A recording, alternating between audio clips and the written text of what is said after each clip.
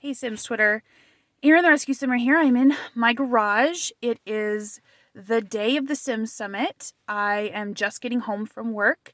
And before I go in, I had a couple of thoughts. I'm so excited about everything that was announced for infants. I'm so excited for that. For the free update that is coming out or has come out, I'm so grateful for all of the representation and all of the inclusivity that has been added in the game. Yes, we have a far way to go, but it's so great that we're at least here now. Thank you, Sims team. You've done an amazing thing today. Every single one of these updates that increases inclusivity, increases representation is such a welcome step in the right direction. It got me thinking today, and part of it is because of the great interaction that I have seen in the community about what kind of player base we're attracting and what kind of player base is welcome. And I want to encourage us to be as inclusive to people that don't think like us as we are to people who do think like us, right? So obviously nobody wants someone that they view as a bigot or somebody that they view as a transphobe or a homophobic person or a hateful person in any way to be associated with the same things that they like to do or to try to get into their circle, But from the perspective of somebody who was raised in a loving to the right people kind of environment, from a former transphobe, from a former homophobe, that's me, I just encourage you to not adopt the practices of the people who you don't want to associate with, right? So no gatekeeping, that doesn't help. Don't respond to hate with hate. Don't respond to exclusion with exclusion. It doesn't work, right? So there are people who culturally are raised in these environments, in these pockets, in these cultures that tell them that in order to be correct, in order to be proper, in order to be decent, in order to be loving, they have to be separate, right? And there are people definitely in those pockets that are well aware of all of the social impacts of what they're saying, and they do it anyway. There are other people who are victims of this, who are victims of these trains of thoughts that trickle down from the top, and who really are just loving people who are kind of the fodder of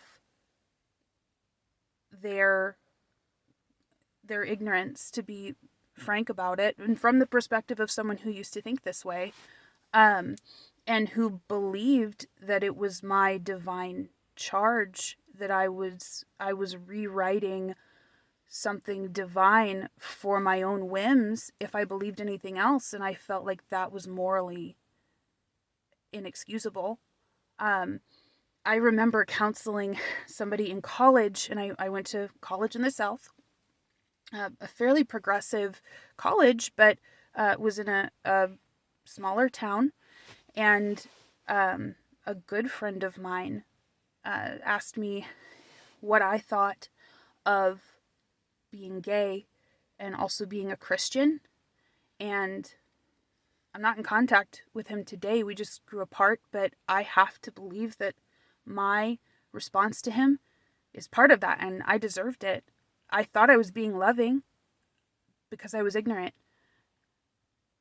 I will tell you that he doesn't know this, but part of the way that he lived his life and was so tolerant of me and so welcoming to me and so forgiving of me and the horrible counsel I gave him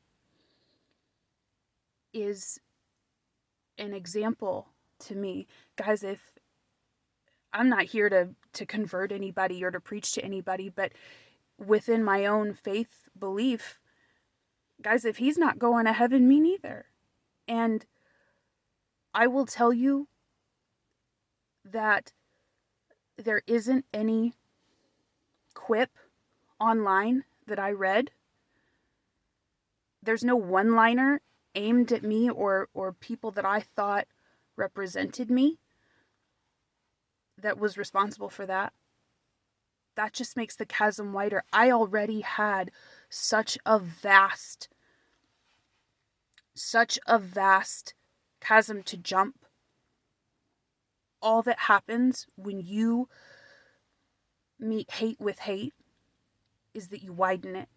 And I know that that's a horrible message to hear from a practical standpoint, because people like me are the reason that you're going through anything right now at all. And it shouldn't be your burden. It shouldn't be your burden to make up for our ignorance. But we don't know enough to help ourselves, right? And there are people who are maliciously trying to do this, but I don't think a majority of people are. And so, if we could stay away from blanket statements, guys, I hope that a homophobic person, I hope a transphobic person, I hope a racist bigot, I hope all of these, quote, all of these undesirables pick up this game and become simmers. This is a doorway in. This is a private space that they have the option of experimenting with so many cultures, with experiencing so many different ways of being. Like, I'm a Christian, right? I can put on the costume or take on the mantle of somebody who's Wiccan. I am a cisgendered, monogamous, heterosexual white woman. I could take on the costume, if I wanted to, privately in my own game, of somebody who is Muslim, of somebody who is Jewish, of somebody who has a faith or a life experience that I just haven't had. And that is a tool for empathy. And empathy is how you make cognitive dissonance. It's how you make change. It's how you inspire yourself to challenge and to really think critically about these things. And if it wasn't for things like The Sims, if it wasn't for movies like Brokeback Mountain, and y'all, that had a lot to do with it, and if it wasn't for a lot to do with it for me, I'll put it that way, and if it wasn't for my loving, tolerant friend in college who turned the other cheek and who met my ignorance that I thought that I was giving him in love with love, I could be so far entrenched in the other camp, guys. Your love makes a difference, especially in the face of hate. For you to sit in front of people and be embarrassed, and for you to sit in front of people and be belittled, and to have an audience watching you just love them, speaks to your cause even if you don't defend yourself. That's so powerful, and you are so powerful. But your love is far more powerful than your hate. Your love can do so much more than hate. I know this is a weird way to use this phrase, but guys, love conquers. Love wins. Love won today. And love can win for more people even if you don't want them to win, right? Like, the whole point is that we all just leave each other at peace, right? I don't have to agree with your life choices. You don't have to agree with my life choices. But I'm not hurting you, and you're not hurting me. So at the end of the day, what do I have to say about it, right? Maybe they will no longer be afraid of of homosexual people. Maybe they will no longer be afraid of transgender people. That's not your goal. Your goal is just to make sure you're kind to them. That's all. That's it. That is that little doorway in that they may need.